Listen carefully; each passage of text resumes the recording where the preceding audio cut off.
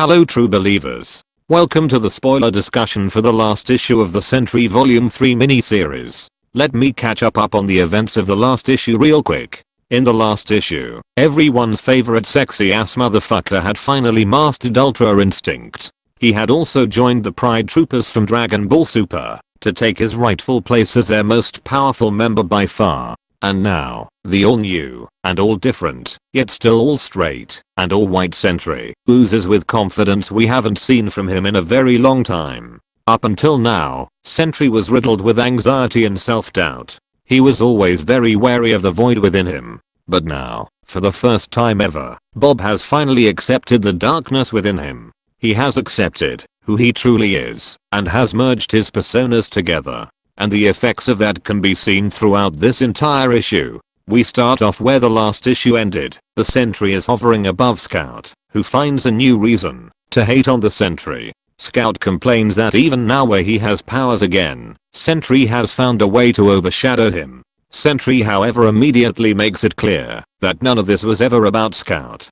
It was always about the Sentry. At least in his mind. If we are perfectly honest here, every single person is the center of his or her own universe. And the same applies for Scout. He too has his own dreams, wishes and goals. I personally sometimes watch people walk down the street and try to perceive them as the individuals they are. All of them are the most important person in their own life. I especially like to watch hot women walk down the street, but that's another story. You can find it in the creepy subreddit. Moving on. Scout is obviously not happy with being deemed a worthless nobody. But at this point, the new Sentry is already too powerful. He easily breaks Scout's hand and starts commanding the pace of the fight. Right next to the fight, everyone's favorite MILF leaves her diner to see what the chaos outside is about. She apparently has the shining, since she immediately recognizes Billy and Bob, even though Billy is wearing a mask and Bob went from an optical zero to a mouth-watering hero.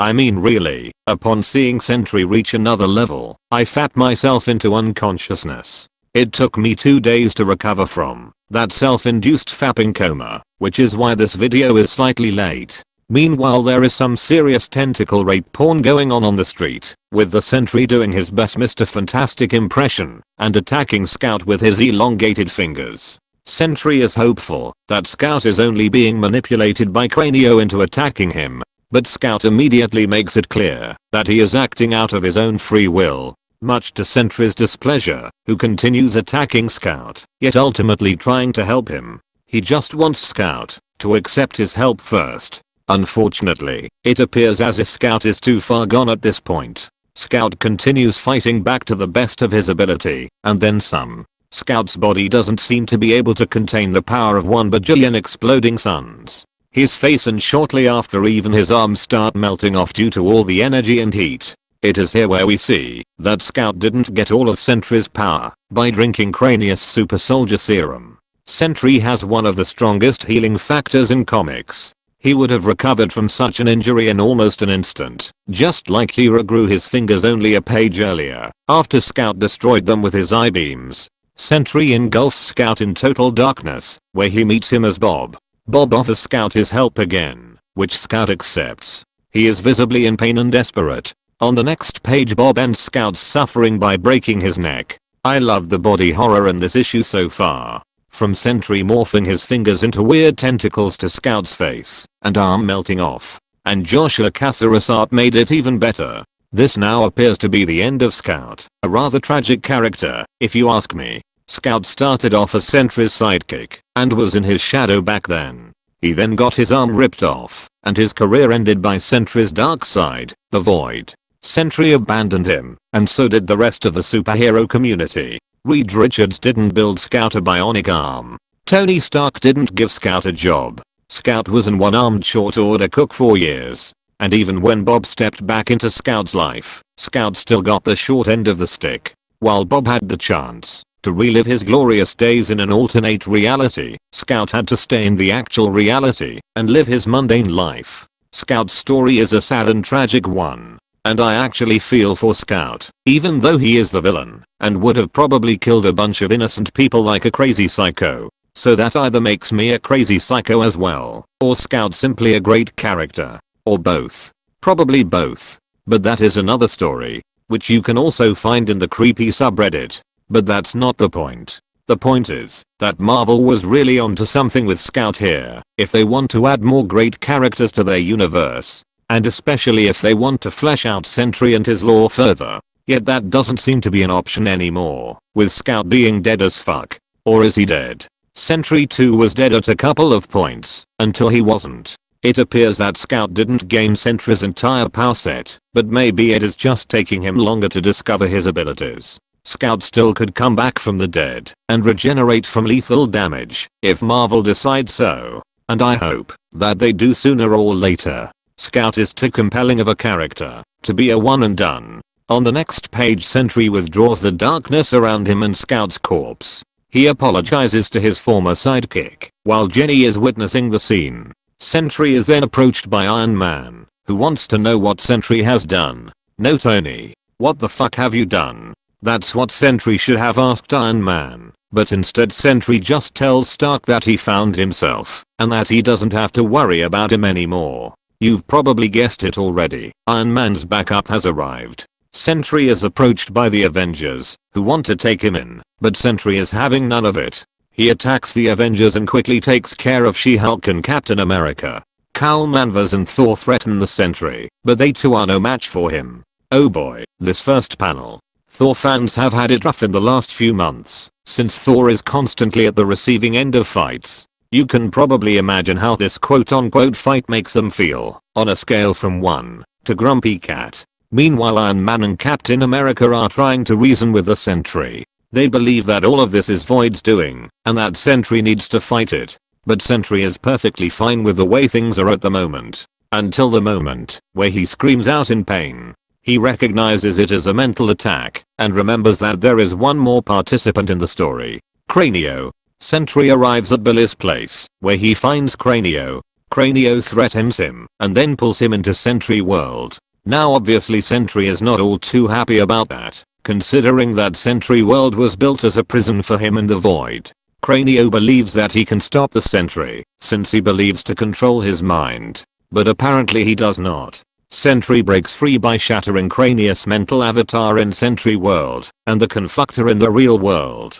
Judging by Cranius' fetal position in the next panel, I assume that he is in a vegetative state right now, due to the Conflictor being shattered and Cranio not getting out of Sentry World properly. Just like for Scout, I feel for Cranio too. Not only because his fetal position reminds me of my own state of mind after watching 5 minutes of a bullshit teeny movie about sparkling vampires, but also because there is also a decent story behind Cranio too. And potential for a lot more. I really hope that we will see Cranio back in the mix again. You can expect more on Cranio in a future video. I just really like that fat hairy slob for some reason. Anyway, in the second panel we also see Sentry facing a book on a desk. The book is the journal of the professor who created the Sentry serum. Sentry takes a close look at the book, but we don't see him carrying the book later on. I highly doubt that he leaves the book there, since the danger of it falling into wrong hands is way too high. Like for example the greasy hands of Tony Stark. I will just assume that Sentry put the book into his pants, the same way I do it with socks. In the next panel Bob notices Jenny, who by some feat of nature managed to arrive at Scout's apartment before the Avengers. She is unsure if she is really dealing with Bob. Sentry greets her and tells her to not be frightened, to which she starts screaming at Sentry. She blames him for killing Billy and calls him a monster. Jenny sure as shit has some spark, doesn't she? I really wish we would have seen more of her. You might think that there was absolutely nothing to her as a character, but I personally believe otherwise. Jenny has worked with Bob for months, and with Billy for years. In her eyes, they had become friends. As someone who has worked in the food service industry, I can tell you that time flows differently in that industry. The work hours are painfully long and the work is hard. Working with someone very closely in that industry bonds more than in most other industries. The sense of accomplishment after getting through a long day is also greater. Getting approval by coworkers after having to deal with an annoying customer also means fuck you Mr. Kleindorf. Fuck you and your medium chicken breast. You don't eat chicken breast medium rare, you fucking retard. You goddamn fucking. I'm sorry, I apologize. I got slightly off track. Anyway, the point is, in Jenna's eyes, everything was just fine. She was working with two guys who looked like they have had a bond even before they started working together again. But she didn't know what went on behind the scenes really. She didn't know about their past lives. And just like Bob, she also didn't know about Scout's bitterness and the danger he had become. In her eyes, Bob and Billy had powers all of a sudden, and Bob ended up killing Billy, an one-armed man who didn't have a perfect life but was trying to make the best out of it. Sentry is sad to hear how Jenny feels about him. He tells her that in another life things could have been different between them. And I really wish that we would have gotten the chance to see that. But before Sentry gets a chance to explain himself or anything, he is called outside by the Avengers. They are still trying to stop him, which is something they can't do. They know it, and Sentry knows it as well. Iron Man asks if Sentry knows what the right thing is, which is something Sentry should have asked Iron Man as well. And Carl Manvers, and Captain Hail Hydra, and the Asgardian, who hasn't won a fight in a decade. But instead Sentry just makes them eat dust and flies off into space, also known as character limbo. Bruce Jenner wants to know if the guy who beat them up is on their side, with Captain America answering that they will find it out soon enough. And I really do hope that we will see the Sentry again soon. It's always annoying when your favorite character returns only every 5 years for a couple of comics and then flies off into space again. We will just have to wait and see how Sentry's story will unfold. Until then, have a nice day, and as always, stay vigilant.